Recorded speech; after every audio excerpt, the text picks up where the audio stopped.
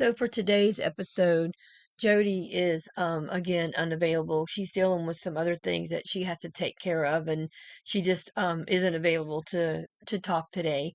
So today's episode really is going to be about thinking about upcoming Christmas and just different thoughts and emotions, and as usual, and also um just different memories that I have about Adam. So thank you for everyone for listening, and we'll get started. If you're having suicidal thoughts or suicidal ideations, I ask you again to please call or text 988. You may not have a friend or family member or someone you feel close enough to, or someone who may understand what you're trying to share, what you're going through, or what your thoughts are. But these people here at 988 are trained, and they're here for this very thing, for someone who is contemplating suicide. And I'm begging you to please call or text 988 if you are a family member or a friend of a loved one who may be considering it and talking to you, and you don't know how to help give them 988 and tell them to call or text 988 so they can get the help that they need and the resources that is offered, that may help this person to make a better decision or a different decision, and may not make the decision to take their own life. So today, when this podcast airs, it's going to be 2 days before Christmas. And right now, I don't have a lot of thought. I mean, I'm thinking about Christmas a lot and family and everything, but right now I don't have a lot of sadness or sad emotions around losing Adam yet. I don't know Christmas Day, what that's going to be like. Um, I'm not looking forward to it because of that very reason, because this is the first Christmas that we will be without Adam. And last year was the first time he'd been home for Christmas for several years. So I am thankful that we did get Christmas with him last year, and Thanksgiving and New Year's. Um, but of course, thinking back to last year, him being here, it is sad. His daughters came and stayed with us for a while, and then they went home and then came back on Christmas Eve, and then they were here like 9 days or something. I don't remember the exact number, but it was the first time they'd got to spend so much time with their dad over Christmas holiday or Christmas break, because he was in Iowa and they were down here for several years. So there are emotions there. I didn't even realize they were there until I started speaking, but there are emotions around that, and just, some sadness. And um, the podcast after Christmas might be more emotional or um, more thought provoking. I'm not really sure. Um, but I'm just going to share today some things again that have been going through my mind since last podcast. And one thing is that Adam had a very expressive face. And those faces have been coming into my mind a lot lately. I've been thinking about how, like, when he was, I don't know if was really shocked, but if he heard something he'd never heard before, or something that was amazing or crazy or whatever, I can just see him in my mind's eye. I can just see him jerking his head around and having this expression on his face that he just had whenever he would be um shocked about something, or not learn something new, but it was something amazing, or something extraordinary. I don't know. Just like I said, he was very expressive. So I could just see him, though, jerking his head around and having this look on his face that was only Adam. It just was the way that he was. And um so also another thing that happened last week was one of the couples that was trying to help Adam and Sabrina plant a church when they were in Louisiana. Um, they were really, really faithful and loyal to Adam. They were help. They were still going to their church, but then they were coming to Adam's services to try to help build up his church, planting and everything like that. And the gentleman from this couple had a birthday last week, and I saw on Facebook where his wife posted happy birthday to her husband, and it just made me think again of Adam. He really liked this gentleman, and this guy had a really true Louisianan accent and the way he talked, and I mean, Adam would give him a hard time a lot of times about the way he talked or the things he said. So, it just brought to mind that that it was just another sad thing that, I know if Adam were here, he would have posted something on Facebook regarding this guy's birthday and some kind of comment, that he always teased the guy about. So, it just it seems like there is absolutely nothing that doesn't remind me of Adam. And I know I'm being probably exaggerating somewhat, but there is so much that makes me think of Adam. It's like driving down the road, seeing things, hearing things, seeing his kids' facial expressions or say something that reminds me so much of him, just everything. Seeing something on TV. It could be something stupid, something small that, I see on TV that reminds me, oh, Adam would like that, or Adam would have thought that was stupid, or Adam used to say that, or just, different things like that. And Madison sent me a dad joke the other day, and I laughed really hard because it was kind of comical, and I'm a sucker for dad jokes, and the more corny they are, the funnier they are to me. But I told her that her dad would be so proud because he liked a good dad joke. So just things like that. It's just like we just constantly um see things that just remind us of him, and I hope it never fades. I mean, I just hope that as time goes on that they are happy memories, but they make me sad. So, I know in time that they will still be happy memories, but the sadness should ease off some. Um, so anyway, those are just some other things, and these next two things are going to be a little more serious. And one was, what's been going through my mind though, and I apologize for being more serious, but this has been going through my mind, and that is like, what was he thinking, um, on that long drive back to Iowa, before he took his life. He left here on a Friday, and it it was a 16-hour drive if you drove straight through. Of course, nobody can. Well, I guess some people could drive 16 hours. I don't know. I couldn't, but you have to stop and go to the restroom and eat and things like that. So of course it was longer than 16 hours. So, he left on a Friday, like I don't know what time, because that was when Mike and I went to the doctor, and I don't remember what time he left, 8 or 9 o'clock in the morning. So he left after we did. And I know he didn't get there till like Sunday night,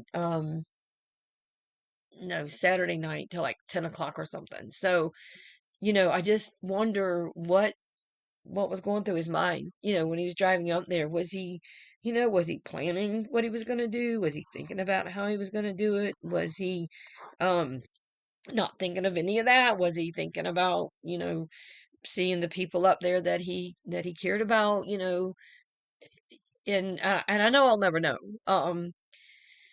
And I guess somewhere along the line, it probably doesn't really matter, but I just wonder. Again, there's so many things that come to your mind that make you think, what about this and what about that? What was he thinking? What was he doing? So anyway, but that's something that's been coming to my mind a lot, not a lot, but over the last week since the last podcast.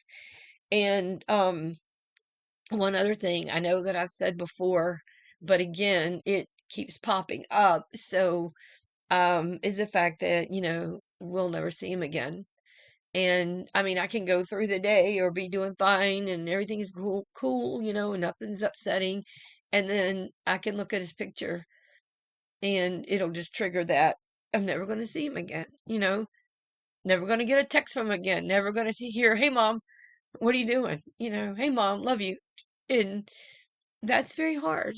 That's very sad. And I guess the closer it gets to a year, and I guess again going through the first everything, Thanksgiving and Christmas and everything, I guess that's why the emotions are stronger. Um, Again, you know, just these are thoughts that I'm having and trying to figure out what's going on inside of my own head. And um, I know one thing I said last week, I think it was last week, or several times probably again, that it seems like all of my emotions are all intertwined. Losing him, and then, my getting cancer, and then our nephew passing away, and then our oldest son having a medical issue. Um, Again, it's not life threatening, but it's going to be a process, and he's going to have to go through some things. And, so it's just I feel like another hit to what we've already gone through. And then, of course, a couple weeks ago, Mike had a gallbladder attack. So eventually he's probably going to have his gallbladder out. So it's just, thing after thing after thing. And um, I was talking to someone at church the other night, and I mentioned about my thoughts being, or my emotions and stuff being all intertwined, and I can't seem to separate them out. And he asked me, what did I mean? So on the spot, I couldn't really explain, or give an example, but I've been thinking about it over the last few days, and what I was trying to say is that, when everything first happened with Adam, when we first lost him, um, I think way back at the beginning I shared, I felt like I was going crazy.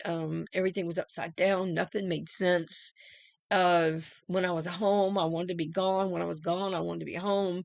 And those were all pure emotions and thoughts and feelings regarding losing Adam. There was nothing else at that time, during that time frame, that had happened that I was having to focus on, or mourn, or anything like that. So those were like pure thoughts and feelings and everything about losing Adam. And we started the podcast to try to help someone who may go through this. And I pray that no one has to go through losing someone to suicide, especially a child. And losing a child, period, is awful and just horrible. So I, would hope that this podcast would help someone who's done that or gone through that. And by sharing my thoughts and emotions, or my hope was that someone else, if you are going through this, may feel like, oh, I'm going crazy. Is this normal? And then you hear this and you say, oh, okay, someone else is feeling the same types of things that I'm feeling. Um, and I know everyone grieves differently and mourns differently. So everything that I'm saying may not mean anything to someone else, because they may be mourning differently than I did, and have been, or grieving differently. But again, I just, wanted to try to help someone. Again, getting my story out helps me, but I was very uh fortunate that, for me, it was fortunate that there are several families at my church that have lost children, and I had them to reach out to, and it's been years for them. So they've been through the first, and however many years that they've been through. So I had them to reach out to and talk to and ask, is this normal? Is this normal?